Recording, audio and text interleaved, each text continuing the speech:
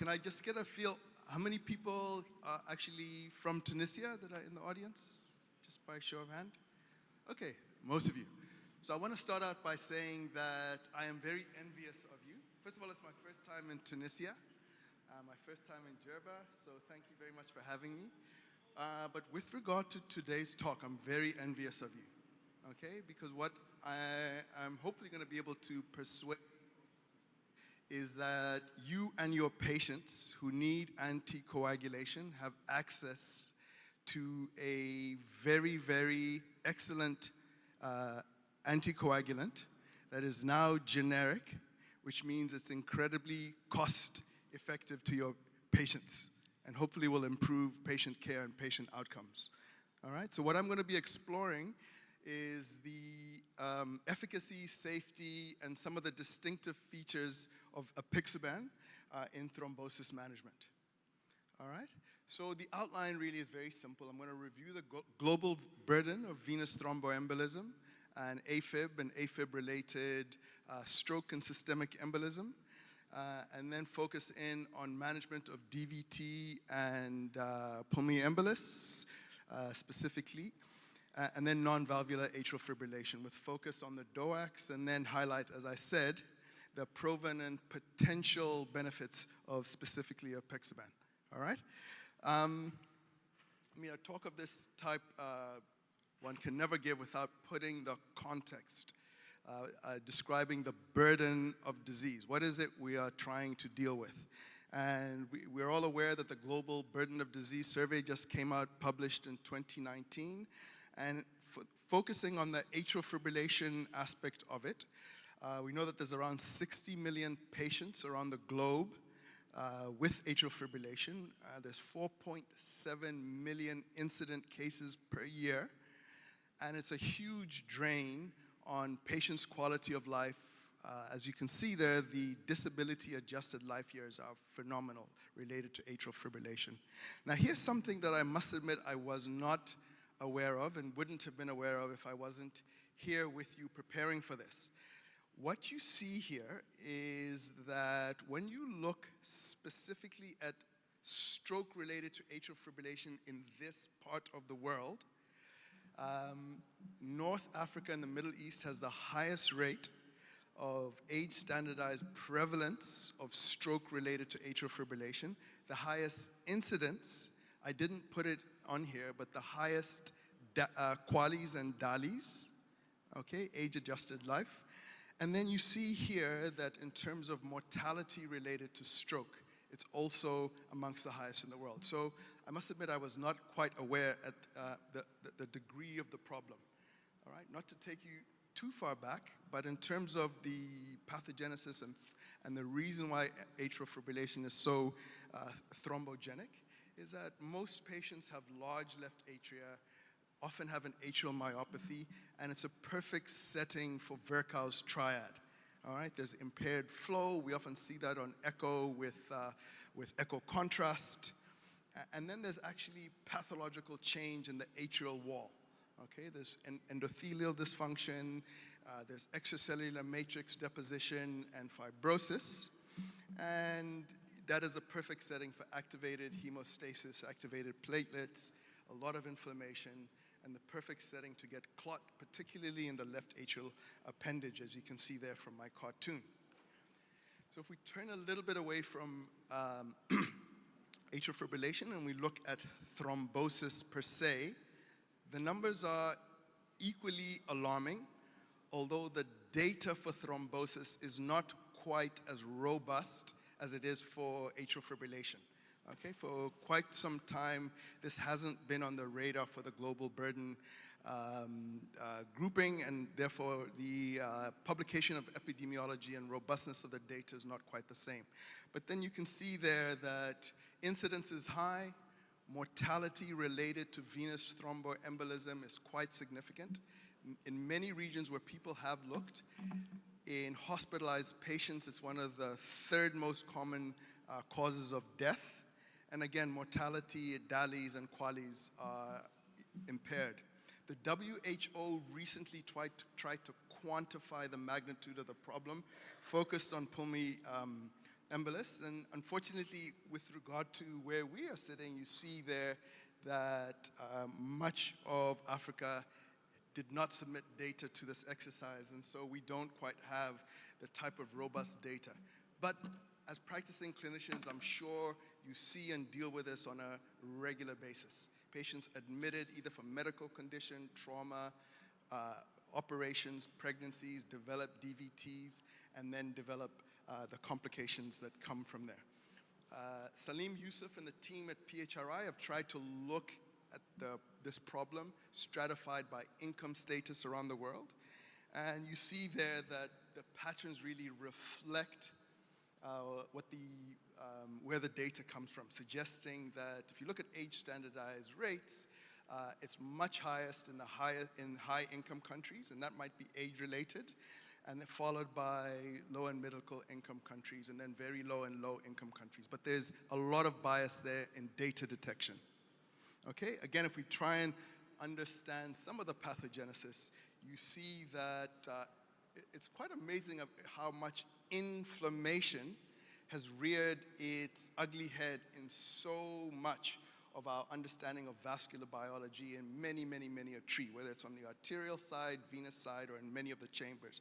But you see there that word immunothrombosis, where there's a complex interplay between coagulation, inflammation, where coagulation activates the immune system, immune response, which in turn activates leukocytes, polymorphonucleocytes. They in turn activate tissue factor, et cetera, and you can see how it's a nidus for thrombus formation, okay? Risk factors for venous thromboembolism, nice simplified approach where you have strong, so-called strong risk factors and weak, and then amongst that grouping are persistent and then transient. Amongst the persistent are people with things like antiphospholipid syndrome and those that have active cancer. And then transient, I had mentioned some of them before, where we are pregnant, hopefully transiently. We have trauma, hospitalized, immobilized, hopefully transiently. And then there's a list of some of the weak risk factors, again, persistent and transient. Okay? So, given the clear thrombotic nature of this spectrum of disease that we are talking about, it's not surprising that anticoagulation is the first-line treatment for the vast majority of patients with confirmed diagnosis of any of the conditions that we've been talking about. Our goal really is to prevent thrombus formation in high-risk settings. So if you can identify people at risk, you can try and prevent it. And then for those with established DVT, you want to prevent propagation of the DVT and development of pulmonary embolus, okay? And its consequences, which include cardiac failure, respiratory failure, cardiopulmonary collapse and hemodynamic collapse, and of course, death. And then, as we've said, identify patients at a high risk with atrial fibrillation who may go on to develop stroke and systemic embolus. And for that, for many a decade, warfarin really has been the champion, all right? It's been the only agent that we've had available to most of us. In fact, if you look around the globe, warfarin remains the #1 prescribed and used anticoagulant, with good reason. All right, the data for it is quite robust. In fact, here's a nice meta-analysis showing us that for patients with atrial fibrillation, the relative risk reduction for stroke is a whopping 64%. I mean, that's quite remarkable. But we all know that warfarin has its issues. Okay, it's got a very narrow therapeutic window, requires very close monitoring, frequent clinic visits for patients, and these things are not always feasible in many of the environments that we work with. If we look specifically about the consequences of that narrow therapeutic window, it means that bleeding complications on warfarin are quite high, all right? And in particular, we look at VKA relative to controls, intracranial hemorrhage, okay, with grave consequences, happens as much as 0.2% per year, extracranial hemorrhage at 0.3% per year, and all of this bleeding rises as the poorer the INR control is. So the further above you are from an INR of 3, the more likely you are to develop these. And of course, there's a problem with under-treatment where you get stroke. And of course, we know you can also have these events even when you're in that narrow therapeutic region. So finding an alternative that's much more convenient to use was an incredible breakthrough. These agents have gone by various names, novel, but I suppose after so many decades, they're no longer novel, and so the transition to the name direct oral anticoagulation. If we look at them in the prevention and management of DVT, again, it's important to remind ourselves a little bit about the basic science. They're small molecules with high efficacy, as I'm going to be showing you. They've got a relatively lower risk of bleeding, which is a problem that we have talked about. With regard to efficacy, i.e. reduction of stroke and emboli, etc., they're actually not that much better than warfarin for patients that are in the therapeutic range, but it's enough for us to be cognizant of it. It's really just these major side effects that I am talking about. If we talk about apixaban in particular, I think it's important to understand that of your range of oral anticoagulants, it is the one that is least renally metabolized, all right? Which also is important, you'll see later, for patients with renal function. It's got a relatively short half-life. On the downside, it has to be taken twice, but on the upside, it means that it doesn't hang around very long, and in the event that patients do bleed, that stopping it is going to be very important. And then, of course, it's got very few drug-drug interactions. So if we look at the spectrum of clinical indications for DOACs in 23, let's look first at prevention of venous thromboembolism. And here I'm just going to do a sort of run-through of the kind of guideline approach to facilitating this. Again, we identified those high-risk areas. We know that orthopedic surgery, and in particular knee and hip surgery, is a perfect recipe for venous thromboembolism formation. And so this is a good indication.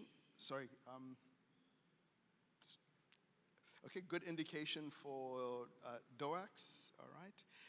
And here, apixaban or edoxaban or low molecular weight heparin for 5 days has been shown to be very effective and is guideline recommended for reducing risk of post-op DVT and PE after both knee and hip replacement.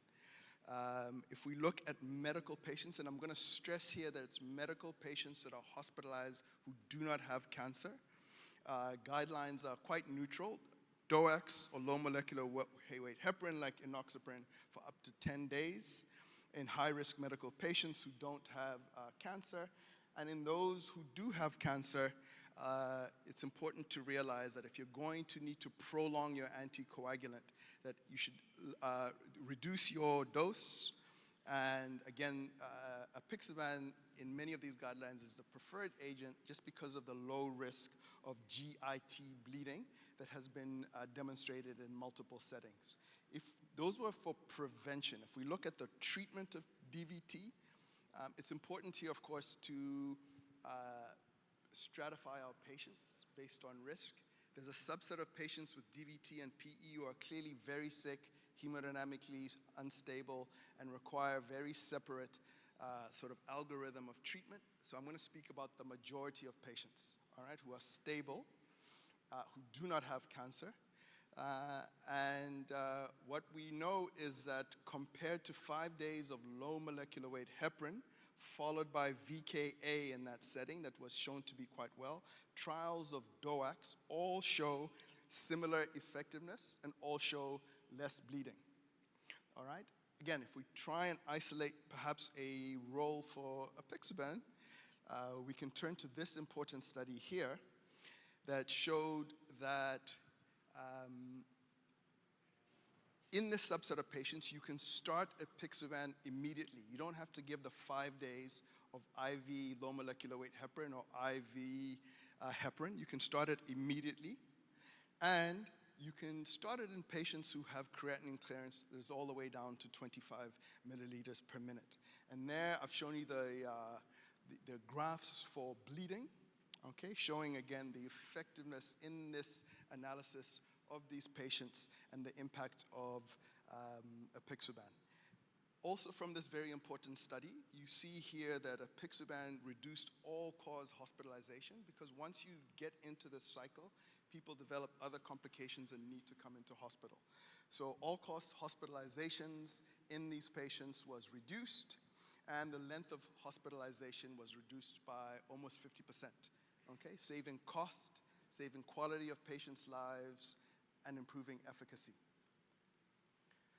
If we look again at treatment, for those who needed extended anticoagulation, for example, patients who you know have had recurrent DVTs are likely going to need it well beyond the recommended 6 months or even lifelong, then again, a slightly reduced dose of apixaban offers the advantage of less GIT bleeding. Again, another good reason to look in that direction. So GIT cancer is an important subset of patients where NOACs in general are frowned upon, okay, because of the high risk of bleeding. And so anticoagulation in that setting is quite a sort of tricky business and requires, I would say, a team approach. As cardiologists, we're used to heart team approaches. This would require hematologist, oncologist, and the patient themselves, understanding the patient's wishes and managing the patient appropriately depending on what the discussion of the team tells us. Finally, randomized controlled data are quite sparse in the subset of patients that don't have traditional locations for their DVT. We know we can get them in the head, we can get them in the pelvic and vasculature, we can get it in the splanchnic vasculature. Occasionally you can get it in upper limbs, particularly for those of us that are using pacemakers, etc. We can get DVTs in very unusual locations. The randomized controlled data for DOAC over VKA in that setting is very thin, but I can say that observational data is quite promising, okay? If we turn quickly to stroke prevention and non-valvular atrial fibrillation, again, the meta-analysis are quite robust. DOACs, if you look collectively, do improve efficacy outcomes, but the big advantage is the reduction in major bleeding, all right? And again here, if you look at the magnitude of the hazard ratio, apixaban stands out for having the most, and this has been looked at more closely in the subsets of Aristotle, where you see that again, the apixaban's big advantage was a reduction not only in intracranial hemorrhage, but GIT hemorrhage. Okay, quickly as we wind down, if we can look at some common clinical challenging scenarios that we all face. So what do we do in the patient with renal function? All right, where we spoke at the beginning that most of these agents are renally metabolized, all right, some as much as 80% in the case of dabigatran, and again, all the way down to apixaban, which is 27% renally metabolized. And in fact, this was such an issue that in the pivotal trials, patients below a GFR of 30 were excluded from the trials, except the apixaban trials, okay? And so again, in that setting, up to a GFR of 25, the option of apixaban at least is evidence-based, and multiple sub-analyses, multiple observational data showing that the outcomes in Aristotle, et cetera, are quite robust.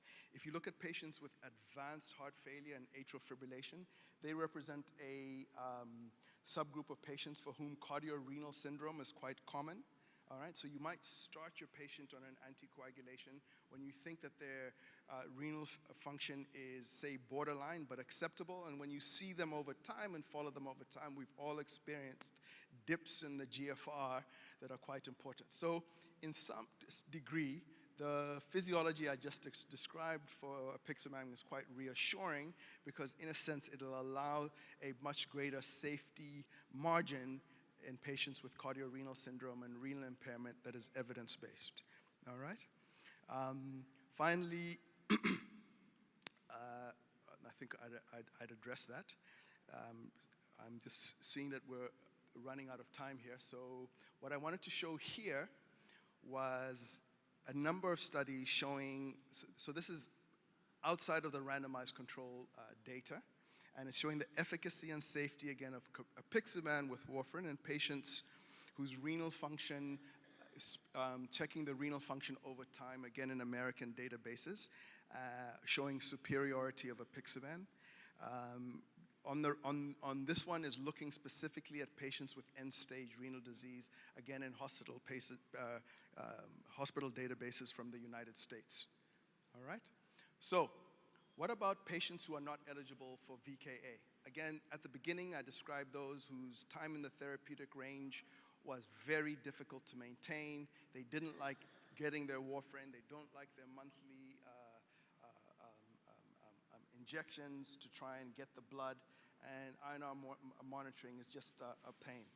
Again here, apixaban amongst the group of NOACs is the one drug that was in which this subset of patients was tested specifically, again by Stuart Connolly and the group from PHRI, showing quite favorable results, both with regard to efficacy maintenance and safety from bleeding.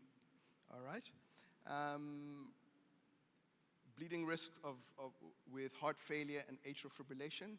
I think this is, in a sense, a rehash of what I've just said, but emphasizing, again, the efficacy and safety in yet another subset of patients who we are often stuck wondering what options do we have and what should we go with.